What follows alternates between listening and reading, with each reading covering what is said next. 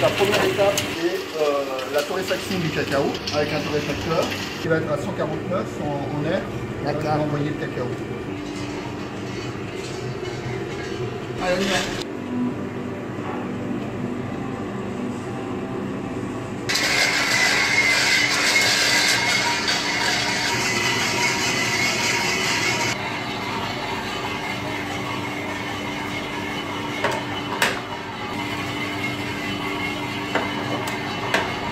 On sent bien le goût de l'acide,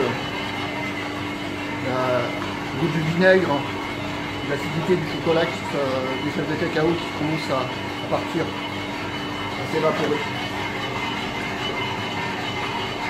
Plus ça va, plus on ressent là, au niveau de l'aura. On n'a encore pas les notes de chocolat. Et tu es obligé de contrôler la température avec... Toujours. Là, on commence à sentir ouais. le chocolat.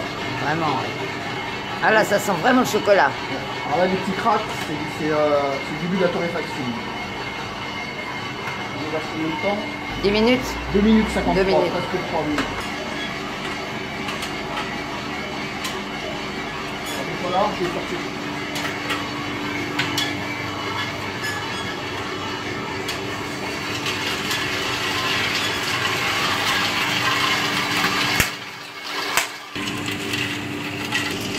La deuxième étape, ça va être l'épluchage des fèves de cacao. Donc enlever la peau de la fève.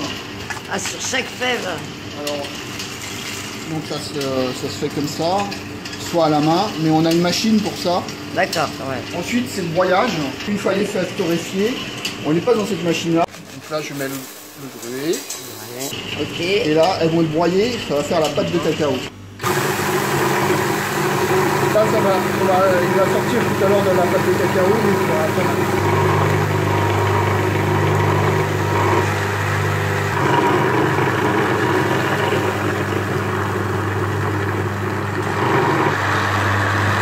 Une fois qu'on a obtenu cette liqueur de cacao, qui est une pâte, on va la mettre dans la conche, qui est une machine qui va écraser. Cette machine-là, elle va broyer pendant des heures la pâte de cacao pour qu'il y ait une granulité de 20 microns. Que ça ne se sente pas quand on mange avec la langue, qu'on ne sente pas les gras.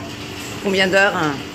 Entre 24 heures et 48 heures de conchage. Wow. Voilà. Ça va aussi permettre d'enlever le reste de l'acidité. Donc l'acidité du cacao va s'évaporer parce que la conche elle tourne en 3 mouvements.